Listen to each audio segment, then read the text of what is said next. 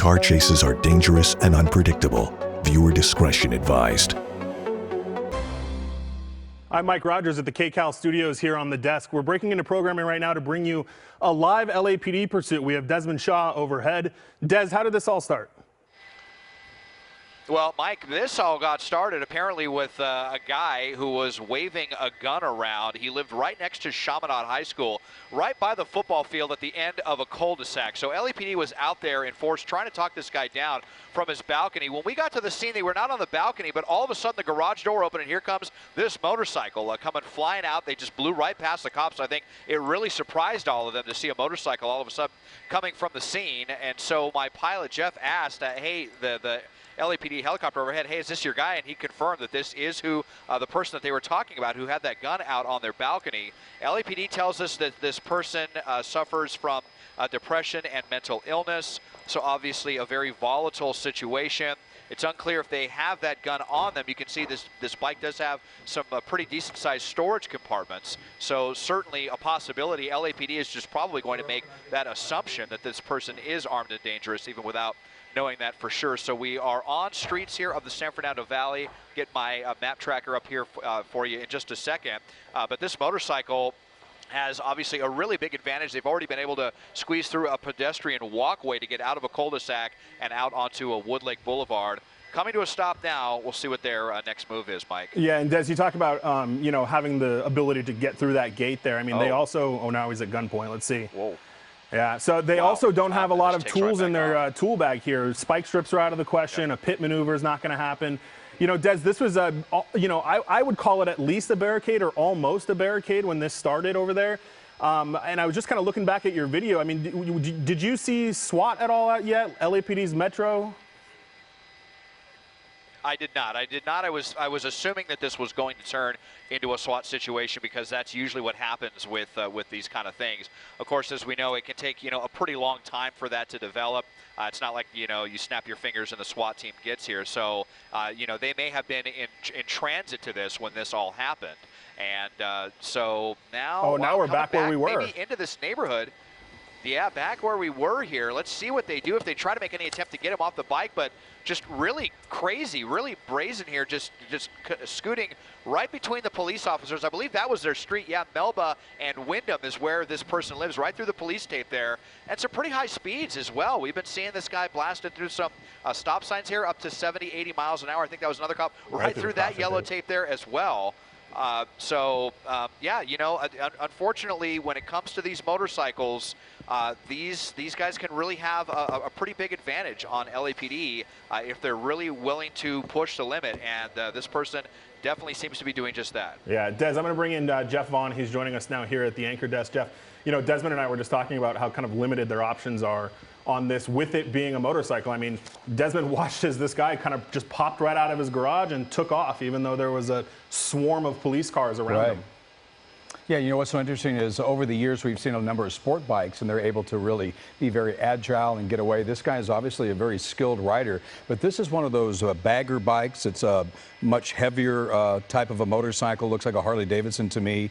Those things are obviously very agile as well, but not to the point like a sport bike would be. So I don't know to the extent that this rider would be able to outrun the police.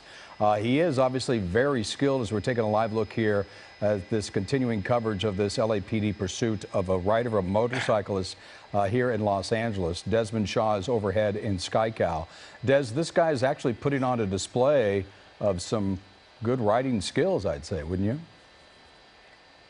Yeah, you kind of have to admit it, and it really just seems like this guy's kind of taunting officers at this point. Now, I mean, he even got, I think, motioning something, maybe giving him half a peace sign right there.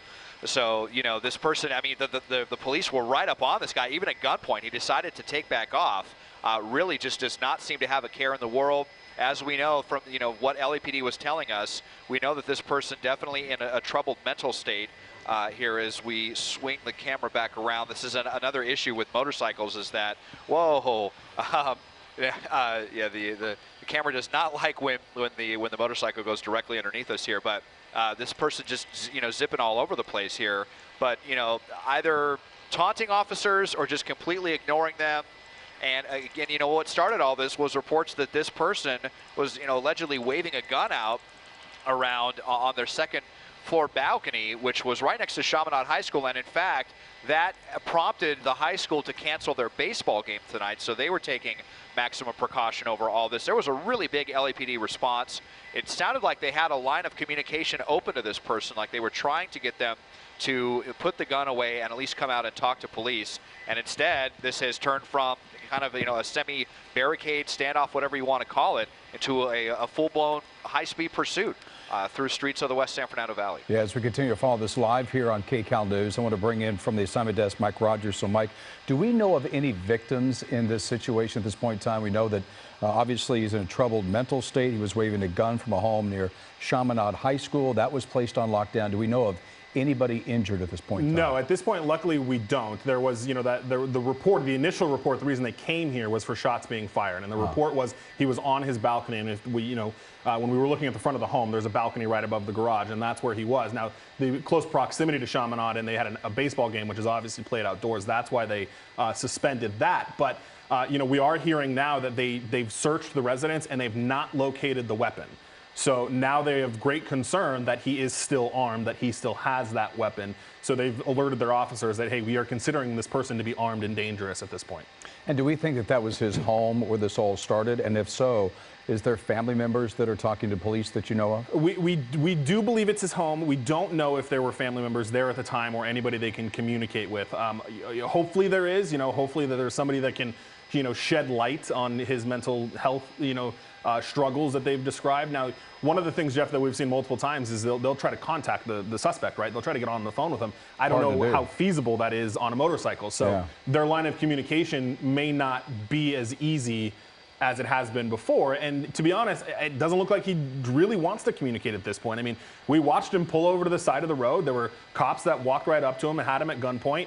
And he took off. And it looked like he maybe said a couple of things to them, but he took off. And, I was just playing back Desmond's video. They had, I'm looking in just one shot, 5 patrol cars, blocking his cul-de-sac where he lived. And again, because of the agility of a motorcycle, he was able to go right up on the sidewalk and go right around them.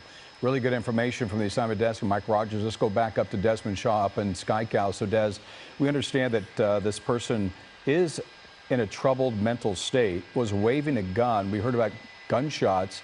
Have you seen any evidence, Des, that he still has the gun on him and that he's pointed it at anybody?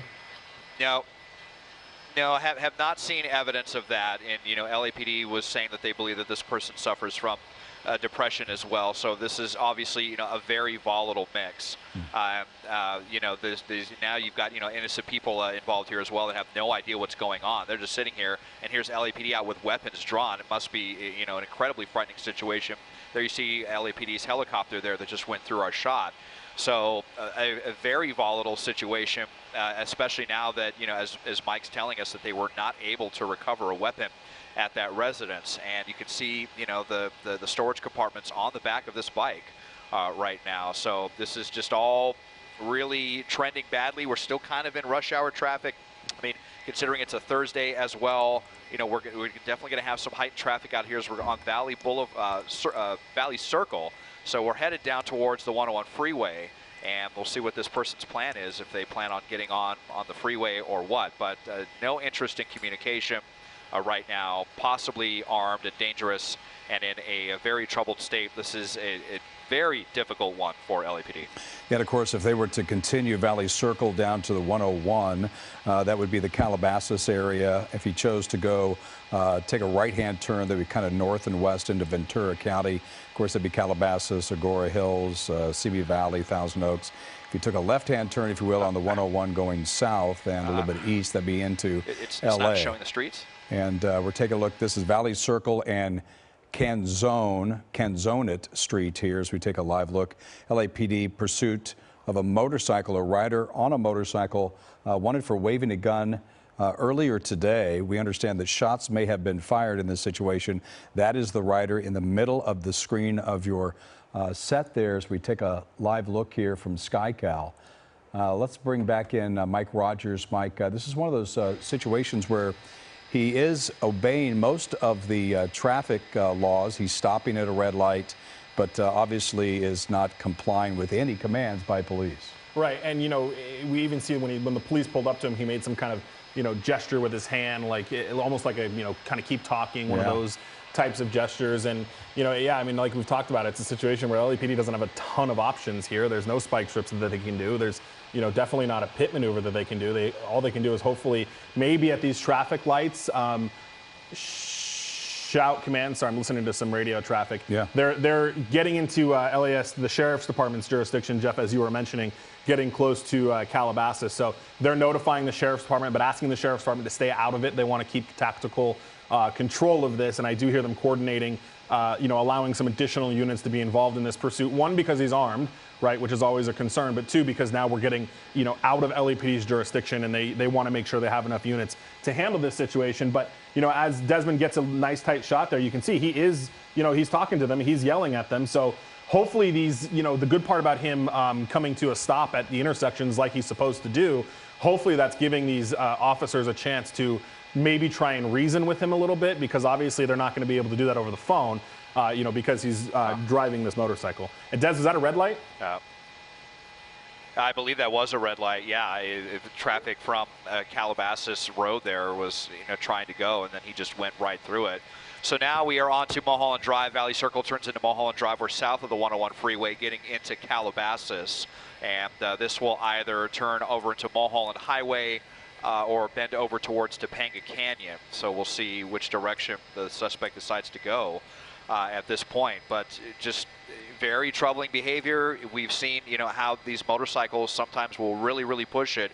And when you consider that this person is not in a good frame of mind, it just adds another sense of danger to this whole thing. We've seen some motorcycle pursuits end in the worst possible way, and so that is another concern, especially with someone that just is not, in a good state right now.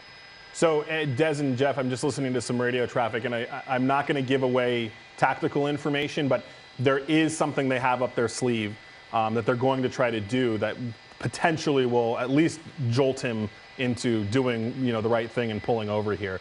They are starting to talk about their options, because they too are aware that they can't do a spike strip or pit maneuvers here. So they do have something that they are planning to hopefully bring this to an end. Looks like he took Old Topanga Canyon Road. This is just over the 101 through Calabasas. Now taking Old Topanga Canyon Road at Rencrest and Bluebird right there as he makes a kind of a wide turn. Part of an LAPD motorcycle pursuit of a suspect the rider wanted for waving a weapon. Mike, we should also mention that Chaminade High School was nearby this. There was a baseball game at Chaminade that was canceled and postponed because of this, but this all occurred after classes, is that correct? Yeah. So the start time of this, and let me go back through my notes here and see if we know exactly what time it started. 5 o'clock, yeah. Okay. So school would have been well School's over out by then. So, the student body as a whole was never in danger, but obviously the kids that were playing baseball, and of course the fans and spectators and all that as well. Taking a big left-hand turn there, so we take a profile look of this motorcyclist here, wanted by LAPD for waving a gun at a home near Chaminade High School. We're not aware of any victims. No weapon has been seen since police have been in pursuit with him on his motorcycle.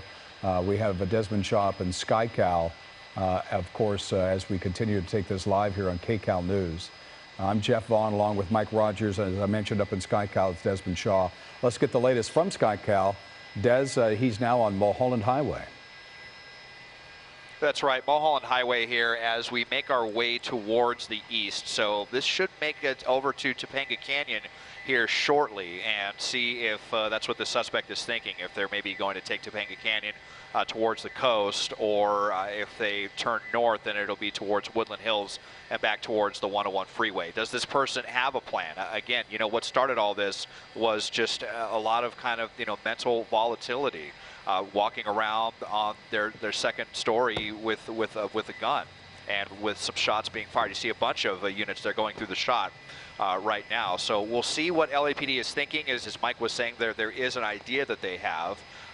They were, I was wondering if they were going to maybe try to coordinate something with sheriff's deputies in the Calabasas area, Lost Hills sheriffs, but now we're back in LA jurisdictions. We are on Topanga Canyon, I believe. You're actually, okay, still on Mulholland Drive, but going to be coming up to Topanga here very quickly. as they get ready to go underneath us, and then we'll see what the plan is going to be once we get to Topanga Canyon. That will be the end of Mulholland Drive, this section of Mulholland Drive anyway. Yeah, obviously going through a number of jurisdictions here, Mike, as we take a look at LAPD will always, of course, be the agency that will follow this because they initiated this as they go through different jurisdictions, if you will.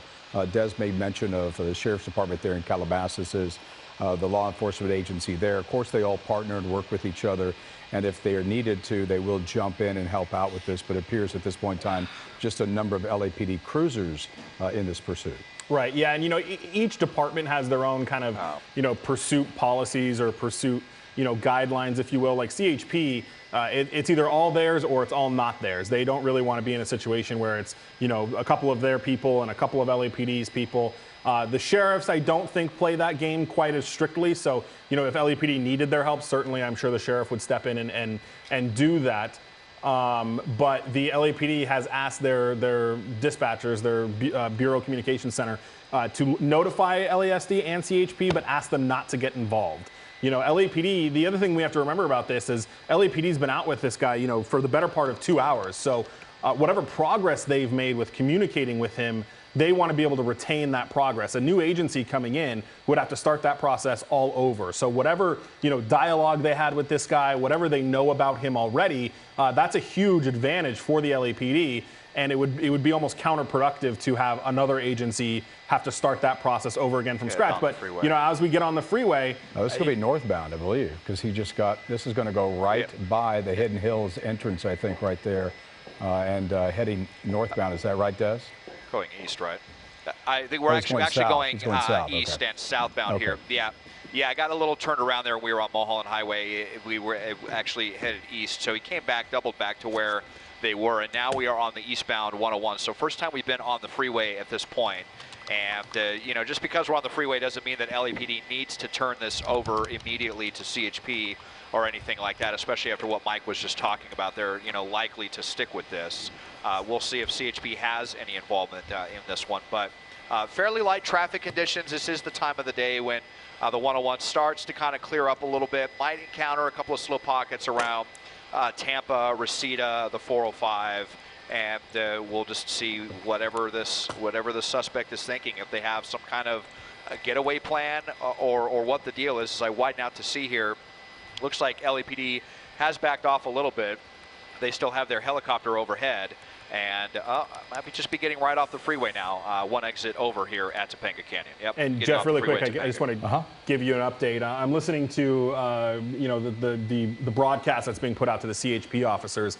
And that broadcast is indicating he actually has 2 types of firearms on him. Oh, is that right? So LAPD believes that he is not armed with just 1 gun, but now 2.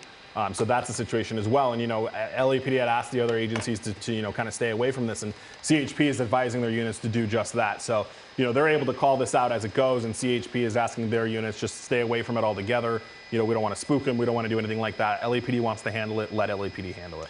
That's an obvious danger to the public if you have somebody in this state who has 2 weapons on them eluding police. Obviously, they want to get this stopped. But this is the reason why we are live here on KCAL News. This is a threat to the public. This is a man that has already fired a gun, waving a gun earlier as well, has been interacting with police in this game of cat and mouse for about 2 hours plus now.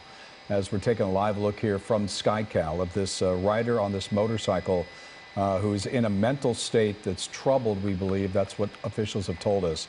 Now we're getting word from the assignment desk here, Mike Rogers, that rider has 2 weapons on him. He hasn't really been aggressive other than just showing aggressive riding skills, if you will. He's gone through a number of stop signs and red lights and been pretty fast, weaving in and out of traffic. But we haven't seen those weapons. Onto the right side is going to be some of the video from earlier today of going up on sidewalks and a little aggressive driving there. But at the times when he does stop at a stop sign or stoplight, police get up behind him. They come out with their guns drawn, but the rider has interacted through hand gestures, and you can tell they're kind of talking back and forth. I want to add that Jasmine Veal has joined me now here on the set here on KCAL News as we continue with all this breaking news of an LAPD motorcycle pursuit. SkyCal is overhead. Let's get back to Des. as we take a live look on the left-hand part of your screen with that video from earlier on the right-hand part. Des. Yeah, so we are on Dunmetz Avenue, San Feliciano, just to the west of Topanga Canyon. Just kind of going around some random streets at this point. You know, we were wondering what the suspect was thinking when they got on the freeway, if they had some kind of destination in mind, but they just got right off at Topanga Canyon, and now in this residential area of Woodland Hills just to the south of the 101 freeway.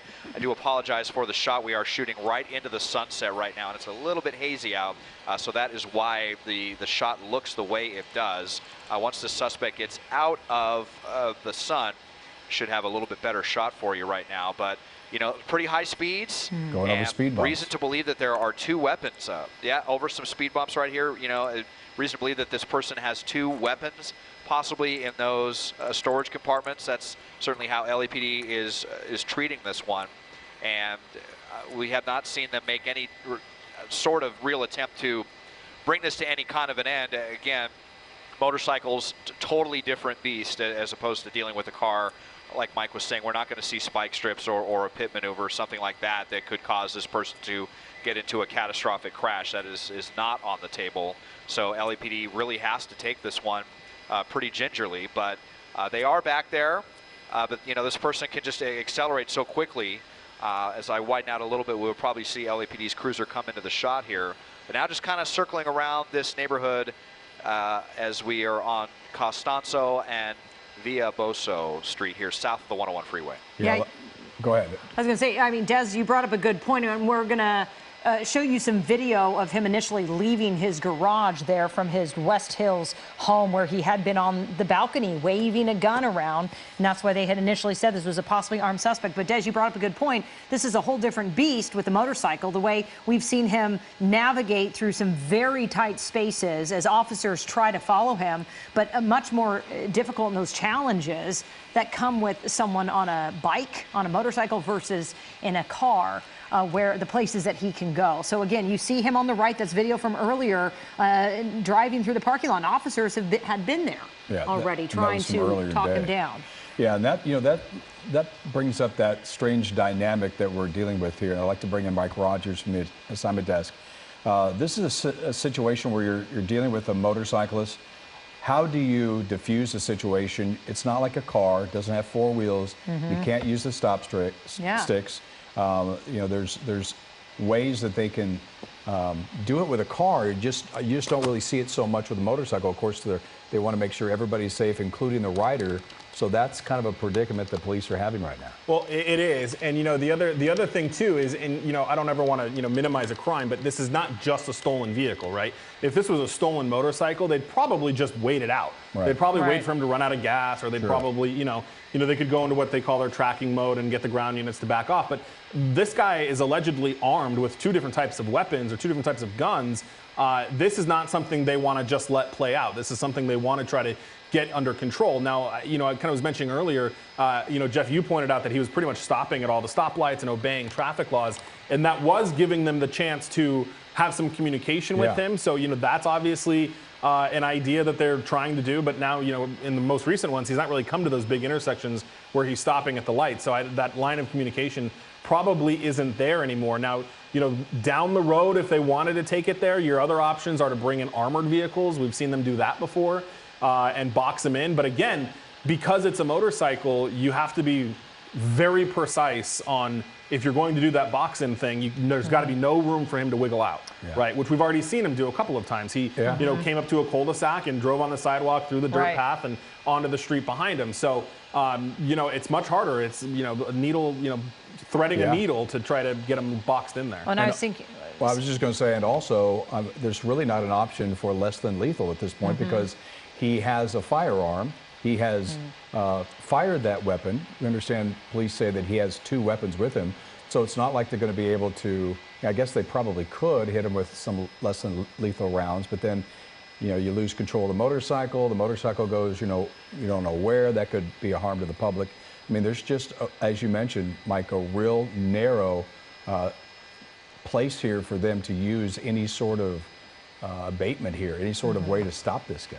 Yeah, I mean, their options are just really limited, and it's, obviously they don't want to let him keep going. And I think one of the things, and Des can chime in on this too, I don't know that I've ever seen a barricade suspect be able to successfully evade the barricade situation that they're in. I mean, we were to the point here where we saw a mobile command post from LAPD pull up. I mean, we were well within the initial processes of this, where in theory they would have had a secure enough scene that he wouldn't have been able to get out. But as you see the video on the right side of your screen, that's when he left the garage. And drives right past them. Right, exactly. And again, because of the agility of the motorcycle. Right. If they would have known it, they probably would have tried to get him at that point. Right. I mean, you got 5 cop cars there. There's another 4, I think, right here at this T intersection that he comes to, plus the command post, plus the fire department was there staging as well. And that looks like an incident commander. You can see the schematics on the hood there. I'm not even sure they knew that was the person they had barricaded inside. I think Desmond had heard from the helicopter that as soon as he came out of the garage, they're like, all right, he's leaving. Okay. It certainly took us by surprise. Again, I don't think I've ever seen a barricade suspect be able to successfully get out of the area that they're, barricaded in. Let's go back up to SkyCal and Desmond Shaw, Des, as he continues now on Shoup and Miranda. Yes, so now north of the 101 freeway, they were kind of circling around the same neighborhood, a couple of laps there. Now kind of trending back to where this all began. And you can see here, the police get out here with their weapons drawn every time that this person comes to a stop. But as soon as the light turns green, they're just going to go again. And indeed, there they go. And I'd just like to echo that sentiment. I think LAPD was shocked that this person just opened the garage and drove out. You were saying that we've never seen anything. I don't know that LAPD's ever seen it happen either. We were probably, I have to imagine that SWAT had been summoned to the scene for this, and were probably en route when this all happened. And it was just really, really caught everyone by surprise, least of all us, and least of all LAPD. I mean, I could see a couple of the officers' faces just kind of in shock as this person sped right by them.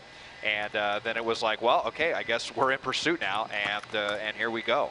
And the complicating factor with weapons, most likely, or LAPD has reason to believe, in these storage compartments. Now we believe not 1 but 2, as we're on Oxnard Street.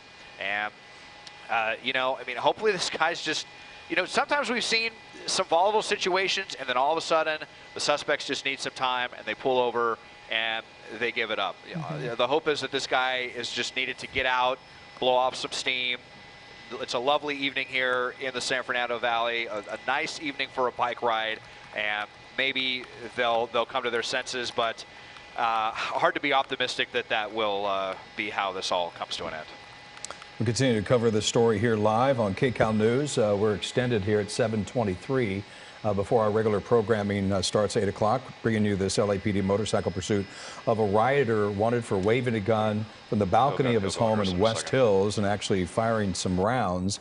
That was part of a standoff with police, and then he escaped, if you will, out of his own home with this motorcycle, just opening up the garage and taking off as police officers watch. As that's going to be the right-hand part of your screen is going to be him escaping from that West Hills home. And we'll hold this video for just a few minutes, Jasmine, as you take a look. Yeah. He drives right by LAPD cruisers, and we assume, you see 4 or 5 there, and then he hits a road here, takes a left-hand turn in front of another number of officers. And you assume at this point they've gone inside, if they've gotten some sort of warrant to do that, or at least maybe tried to speak to some family members, or we don't know if he was alone at the time, just that he was on his second floor balcony waving the gun around and even causing the Chaminade College prep to cancel their baseball game as a result, because of the concern that this man was doing that. Potentially now armed with 2 guns, armed and dangerous, they're saying, since they had searched and realized that he might have those weapons on him at this point. We should mention this all started around 5 o'clock, long after the school and Chaminade High School was let out of classes for the day. There was a baseball game that was in progress as this happened. Of course, they postponed that, stopped the game, and then evacuated the players. Let's go over to Mike Rogers at the assignment desk. Mike, I know that you are probably making some contacts and maybe hearing the latest. Yeah, we're checking with, you brought up a good point, or Desmond, somebody did, about, the SWAT team and what their involvement was if they were on the way. So we're checking with LAPD right now to see, was this a situation where they'd already been activated? And if they had, they may continue to respond to come be a part of this. So we're making those calls right now. to check on this. But yeah, I mean, this whole look, and so you see that unmarked up to the top of the screen. It's pulling away because he's obviously not in the right place for a pursuit. But those could be the Metropolitan officers. Metropolitan, they don't always travel. And actually, I want to see this really quick because try to get out. Yeah, well, the thing that LAPD wants to do, they want to do it while he's at a stoplight. So Sure. I'm waiting to see if you know, I've seen them try to do it once, but he takes off before they can get close enough. So, but as I was saying, you know, some of those Metropolitan guys, they don't necessarily all drive in the big Bearcats, right? They take their unmarked vehicles, they'll get to a scene, and they'll all kind of get together. So we could be already seeing Metropolitan Division responding to this pursuit to be a part of it. Quite a game of cat and mouse, obviously, as he now is on Fuchsia. And this is going to be still in kind of the West Hill area. He's kind of basically circling around probably territory that he's familiar with, wouldn't you say, Des? Yeah, I would think so. I mean, not too far away from where they live, maybe only 1 or 2 miles away. Pretty close to the Topanga Plaza Shopping Center, big commercial district here off of Topanga Canyon here as we deal with a couple of tall buildings. And obviously have to keep a little bit of a distance here for LAPD's airship, but here we go, as there's a few less trees here. And yeah, just really kind of out joyriding, taunting LAPD. You know, we've seen a couple of motions. I haven't seen that lately, just kind of been ignoring them at the last couple of stoplights. Just really curious to see what LAPD's tactic will be and see if they are able to implement whatever it is they're thinking to bring this one to an end. And I just hope that if they are able to do whatever they're going to do, that this suspect doesn't try to pull anything. If they're able to get to the weapons in the storage compartment. We believe that that's where they are, not that they're in this person's waistband or a vest or anything like that. But we don't really know, and LAPD doesn't know either. This person could be wearing something underneath that flannel where they could have easy access to those weapons. Or they could be locked up in those storage compartments. But now kind of looping around again as we're back out onto southbound Topanga Canyon, coming up near Victory, and there's the Topanga Plaza right there in the background on the other side there of Topanga. As we are behind this building, did he stop? There is a stop light right there in front of that building. But then there's also an entrance to a parking garage. Oh, there he is. Okay, so there's a car dealership right there. He made it through that intersection. Go ahead, Des. No, yeah, I was just waiting to see. It looked like maybe they had stopped momentarily in the middle of the street or something like that, back out onto Irwin Street. So looping back around in this busy commercial area, lots of folks going out for dinner right now. A lot of dining options there at Topanga Plaza. Been there myself plenty of times. Now getting away from that, though, as we are westbound on Irwin, going away from Topanga Canyon back into the residential areas of Woodland Hills and then soon the West Hills area, only about a mile or so from where this all started, and looping back around again. I think this is the second time we've been on this street. So this has kind of been the MO on this during this entire pursuit, is just kind of loop around a couple areas, they go to another area, loop around there. What is the idea? There is a really large parking garage there at Topanga Plaza. So many times we've seen motorcycle pursuits end with motorcycles going, into a parking garage. So we'll see if that's in this person's mind. I was just going to say, if he takes this through here, back through Topanga Canyon, then he could enter that parking garage with a right-hand turn if he sets it up right here. Well, let's just stay with it, make sure that he does it, because he will be going right through there. I believe that's the intersection right there, and then you'll see there might be an opportunity. There's a Costco right there, if I recall, but it looks like he's in the left-hand lane. So if he goes, this is where he would take a right-hand turn to get into the parking garage, I believe, Des, but it looks like he's going to go straight. Yeah, and we see one of the advantages of the motorcycle, if they're willing to do it, they're just kind of lane splitting like no problem. And LAPD kind of got stuck behind a couple of those cars. And you see with their lights on, folks are pulling over for LAPD, so only got a momentary distance there from the officers. As we are eastbound on Victory, we'll be passing near Pierce College here shortly as well. So away from the commercial center of the West Valley. Coming up to Victory and Canoga, another busy intersection, going right through that red light there. So it looked like there was some traffic getting ready to go southbound on Canoga, got cut off by this motorcycle. So now northbound on Canoga, on the edge of Woodland Hills right now, this will take us up towards Canoga Park within the next quarter mile or so.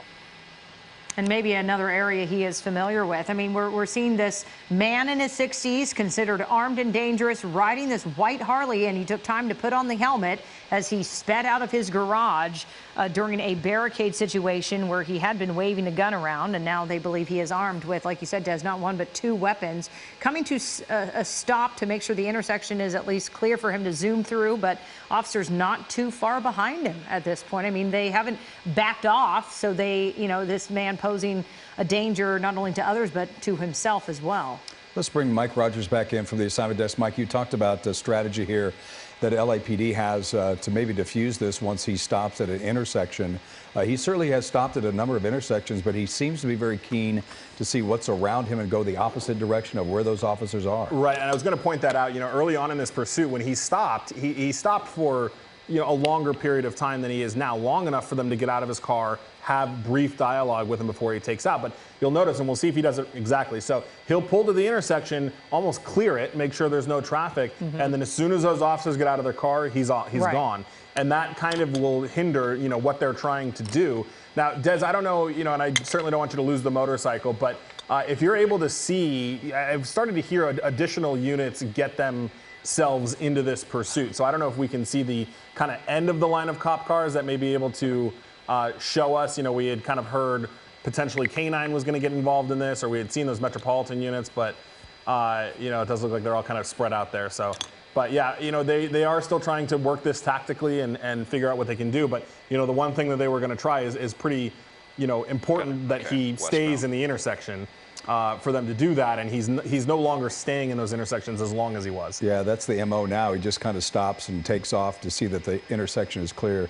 And what's so interesting is because this was a result of a standoff earlier in the day, they had all those units that were sitting there at the ready. They were able to get on top of this rider pretty quick. This is a longer stop here, but again, Mike, just as you mentioned, he's going through. Let's go back up to SkyCal, Desmond Shaw. He's now on Satakoy and Jordan. Yeah, Satakoy, kind of, you might call it a medium street through the San Fernando Valley. Mostly residential across, but can certainly be a busy and a major enough street here as we're back at Topanga Canyon again. And so this will lead us back to West Hills and, well, back now onto Topanga Canyon. I was going to say, you know, Satakoy would have led very close back to where this suspect's house is, right near the Chaminade football field. But back onto Topanga Canyon, so just looping all over the place on this one.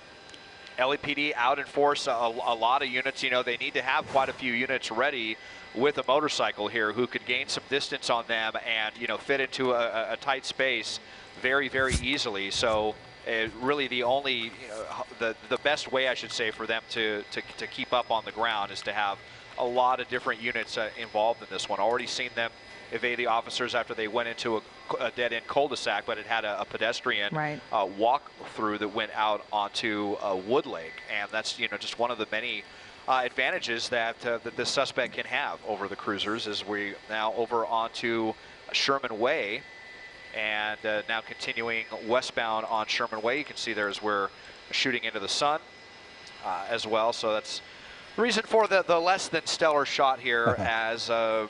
Yeah, cruising down Sherman Way now into West Hills. Well, you know, we talk about all the disadvantages that police have in taking down a motorcycle rider, and there are many of them. But one of the things I think, Mike, that is interesting is as opposed to a car where you can kind of hide your activity, and if they were to pull over, you know, police really may not know if that person is going to foot bail and when they're going to do it. But on a motorcycle, they can see that they can see that rider practically doing everything. So I guess that's one of the advantages that police have in a situation like this, is that they can see his movements. If he does reach for a gun, they can see that. He can't hide behind seats. And if he was to try to foot bail, that might be more difficult on a motorcycle, I think. Well, I was also, I don't know if Des or Mike even remembers this, but it was January of 2022 in West Hills. There was a chase, a LAPD pursuing another motorcyclist, and it ended in a deadly crash. So how these things can turn out on such a tiny vehicle and how dangerous it really is. Well, that's something we haven't seen right there. Yeah. Quick, U-turn, Now he turned, flipped back around. Well, we keep saying he keeps circling the same neighborhoods. It's the first time he's done an aggressive move like that in front of officers. I wonder if that means that he is getting more desperate. Mike, what do you think? Well, yeah, and you actually see, and it may be because of the actions of that LAPD car. Now they're getting some distance, but LAPD was, kind of getting right up on him.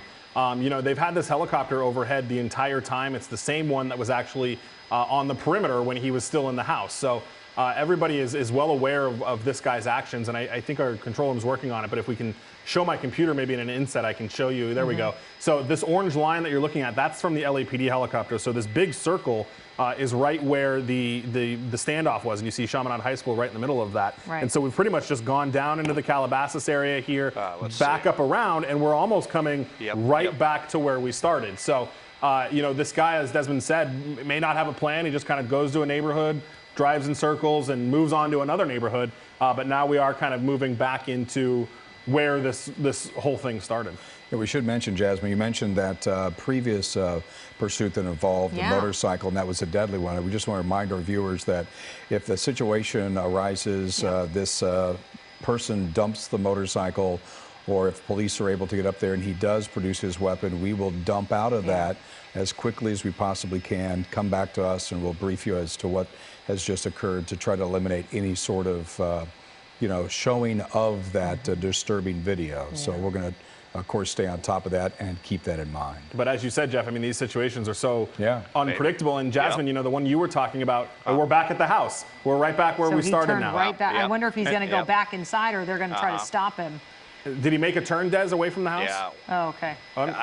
This is it right here, this Melba is the and house. Wyndham, and here you see the officers. Right back down the cul-de-sac. So now he's going back into his cul-de-sac. He's going home. So yeah, it looks like it. So you've talked about the his garage mental will be on the state. other side of the shot here as we try to hurry around, and we'll see if they're just going to drive right back into the garage. Well, this could be another standoff all over again, and that's a pretty good scenario, I'd have to say. See a lot of officers we see activity here. Go ahead, Doug. I think they got him. I think they got him here. Yeah, I see a ton of police swarming around here, and indeed, it looks like, maybe he didn't have the garage door open and maybe had to wait for it, or what the issue is here. But as we peer through the trees, we can see that it looks like they have managed to tackle the suspect here back at their home off of Wyndham and Melba Avenue. It looks like he dumped the bike. As we're coming around here with SkyCal to take a look at it, it looks like he dumped the bike, and that's probably when they took him into custody. He probably tried to run. Him right off, But good job on the camera there, Des, as we're taking a live look at the end of this LAPD motorcycle pursuit that started a little bit after 5 o'clock, so better part of 2.5 hours. This was a result of a gentleman waving a gun from a balcony at home in West Hills. Yeah, ended right where it started, with all those officers, the huge response. As Mike showed us the map, they had circled. He had pretty much stayed in one general area and ended up driving right back to the garage that he had been waving the gun around on that balcony. As you see, there's a large response, and that's because this was all part of an earlier standoff. We're going to end that here. For Mike Rogers on the assignment desk and Desmond Shaw up in SkyCal, Jasmine Veal next to me here on the anchor desk. I'm Jeff Vaughn. Stay with us. We'll have complete coverage of this at the top of the hour on KCAL News.